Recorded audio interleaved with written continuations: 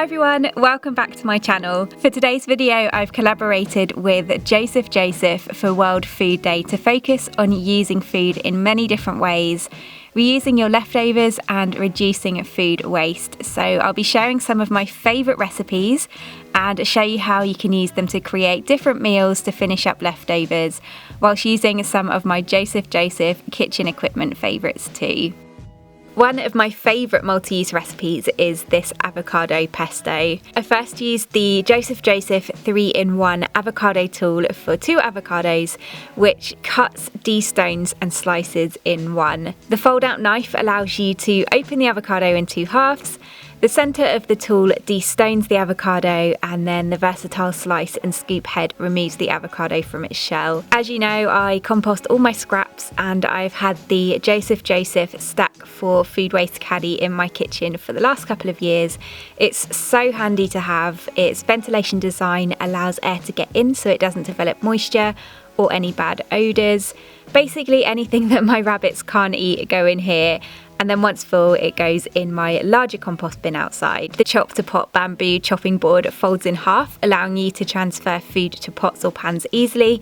So I just added the 2 sliced avocados into a food processor. I then took the 1 cup measuring cup from the Nest 100 bowl set and roughly measured out 1 cup of fresh basil leaves, which I then washed and placed in the food processor, along with 1/4 cup of pine nuts, 3 peeled cloves of garlic, 2 tablespoons of nutritional yeast, 1/3 cup of extra virgin olive oil, the juice of half a lemon, and a large pinch of sea salt and a small pinch of cracked black pepper.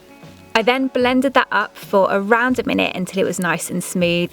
All of the pine nuts had been chopped up and the end result looked a little something like this. There are so many ways you could use the avocado pesto. I love to place some in a dish and then use it as a dip for potato wedges in particular, but it also works great for crudités, breaded tofu bites, lentil chips. It's creamy, it's light, and it tastes delicious. This will actually last for up to 3 days because of the oil and lemon juice, so any leftovers can be placed in an airtight container like these Nest lock storing containers and just kept in the fridge. Another way to use this and to consume any leftovers is for a pasta sauce such as this creamy AVO-PESTO and roasted courgette rigatoni. For this, I just sliced up a courgette into rings and then cut each one in half on the chop to pot board. I then used that to place the courgette in a baking dish. I drizzled over some olive oil and seasoned it with some salt and black pepper. Gave the whole dish a really good shake just to coat everything well. I then placed that in a preheated oven at 180 degrees Celsius for around 25 minutes, turning them over halfway through. Meanwhile, I put some rigatoni on to cook, and once that was done, I just drained that off in the colander that comes in the Joseph Nest 100 bowl set and placed the drained pasta back in the empty pan. I then added in some of the avocado pesto left over in the fridge. I usually add in around 1/2 cup of this to each portion. I stirred that through. At this point, you're going to want to turn the heat off. Don't heat up the avocado pesto too much because cooked avocado is just the worst tasting thing. And then once the courgette was done, I added that into the pan as well. Gave it a gentle stir through, then served it up with some fresh basil on the top. You could also squeeze some lemon juice over this, add in some spinach, top it with some toasted pine nuts. You can really switch this up, but this is just a really simple pasta dish and a great way to use up any leftovers of the avocado pesto.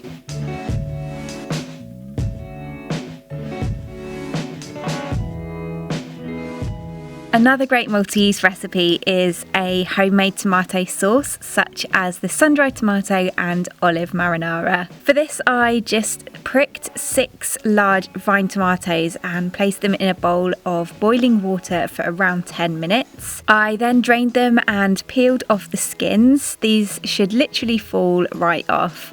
And again, the skins go in my compost caddy as these would just end up quite tough and chewy in the sauce. I then added 1 tablespoon of oil to a large pan on a medium heat. I next minced 3 cloves of garlic using the Joseph garlic rocker, which is the most genius tool. Added that to the pan and then just fried it off for a couple of minutes. From my cupboard store under shelf spice rack, which is such a great space saver, I just took some dried chili flakes and added in around half a teaspoon, as well as some dried mixed herbs, and again added in around half a teaspoon of those too. Next I added in 1 tablespoon of tomato puree, then just fried everything off for a couple of minutes. I then added in the peeled tomatoes and using the back of the spoon just roughly chop them up. To that I then added in 1/4 cup of chopped sun-dried tomatoes, 1/4 cup of sliced black olives, a small bunch of fresh parsley, a small bunch of fresh oregano and a small amount of fresh thyme. I then crumbled in a vegan stock cube and took a cup of water that I'd used for the tomatoes and added that to the pan, along with a good pinch of sea salt and a pinch of cracked black pepper. I gave everything a good stir together and then just using a handheld blender I blended it up until it was as smooth as possible and became a lovely thick rich sauce. Now my favourite way to use this is for pasta, so here I just used the rest of that tomato water, poured it into a pan, added in a pinch of salt, then brought it to a boil. I cooked some whole wheat tagliatelle in that, and once done I then added in some of the sauce. Again, I use around half a cup per portion of pasta. I just stirred that through and then plated it up. This is amazing with some vegan cheese on top. My current favourite is the cocoa dairy-free cheddar alternative. I just grated some of that over the top and then topped it with some fresh basil leaves. This is such a simple but flavourful sauce which would work with any kind of pasta. I find the sun-dried tomatoes, olives and fresh herbs give it such a lovely taste, and using these peeled tomatoes as opposed to canned tomatoes make it taste so much more fresh. It's also a great way to use up any leftover tomatoes that are in your fridge. Another way to use any leftovers for this is for a base sauce for a homemade pizza. Here I made a lentil crust pizza, and for this I first rinsed 2 cups of red lentils in a sieve until the water ran clear. I then added those into a blender along with 2 cups of filtered water, 1 tablespoon of nutritional yeast, a teaspoon of garlic granules, a teaspoon of onion granules, a teaspoon of dried mixed herbs, and half a teaspoon of paprika, then a good pinch of sea salt and a smaller pinch of some cracked black pepper. I then blended that on high until completely smooth. I just brushed some oil in a flat pan and then poured in around half of that mixture. Any remaining pizza-based mixture can be stored in an airtight container in the fridge and should be used within 3 days. After cooking the base for around 10 to 15 minutes, it should start to lift around the edges, and once done, I just transferred it to a silicone baking sheet on a baking tray. These silicone baking sheets are amazing, by the way, as a reusable alternative to baking paper or foil, but they do stain so badly, so always look dirty. But you can see that the underneath looks just like a pizza base. It turns out amazing. I'd then reheated some of that sun-dried tomato and olive marinara sauce, so I added a couple of spoonfuls of that onto the pizza base and just spread it on evenly. I then topped the pizza with some slices of tomato and also some thinly sliced red onion too. Again, I took some of that cocoa dairy-free vegan cheese and just grated it over the top. I then placed that in a preheated oven at 180 degrees Celsius for around 20 minutes until all of the cheese had melted and the edges had gone slightly crispy, and I just topped it with some fresh basil leaves, a small drizzle of olive oil and some dried chili flakes. This pizza base is so incredibly easy to make. It's cheap and it's high in protein too, but it tastes absolutely delicious. Of course you could add whichever toppings you like to this, but the marinara sauce works so well on this as a pizza based sauce, and as well as this you could also use the sauce for things like lasagna, risottos, ratatouille, or even added into soups and stews too. It's so versatile, flavourful, and it can be frozen to be used for a later date too.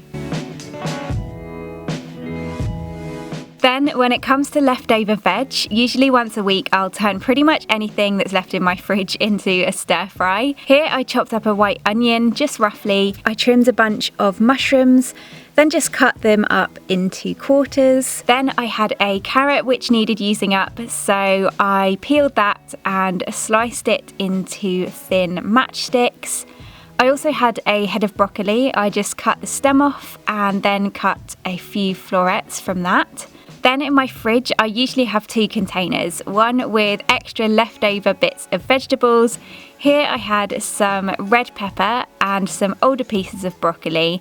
Then in the other, I have veg scraps that I can use instead of composting, such as the bits of mushroom stalks I'd cut off, the carrot end and top, those carrot peelings and that broccoli stem, and I keep those for making a vegetable stock with. I just sliced those pieces of red pepper up as well as a whole green pepper.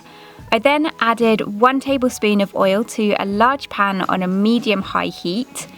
I added in all of the chopped vegetables and just stir fried everything for around 10 minutes until they began to cook through. I then added in 2 portions of straight to wok medium thread noodles and just turned them through the vegetables. I also made a sauce with 2 tablespoons of soy sauce. I then took Coconut Merchant's coconut nectar honey alternative and added in 2 tablespoons of that also. I then added in a tablespoon of sesame oil. I grated in the zest of 1 lime, and then I just chopped it in half and squeezed in the juice of the whole lime. I then added in 2 minced cloves of garlic and grated in a thumb-sized piece of fresh ginger too. Then using a whisk, I just mixed it all together until it was well combined. I poured the sauce into the vegetables and the noodles, then just carefully mixed it through everything well. This made 2 portions, so I just divided that up between 2 bowls and topped it with the Tofu Company's spicy sweet chili breaded tofu bites, as well as some fresh coriander. This is such a quick and easy meal to throw together, and obviously you can use whichever veg is left in your fridge for this. Some spinach, pak choy, green beans, baby corn, they would all work great for this, as well as any sauce that you'd want to use for this too. It's just a great way to use up any lingering veg and to pack it all into one meal.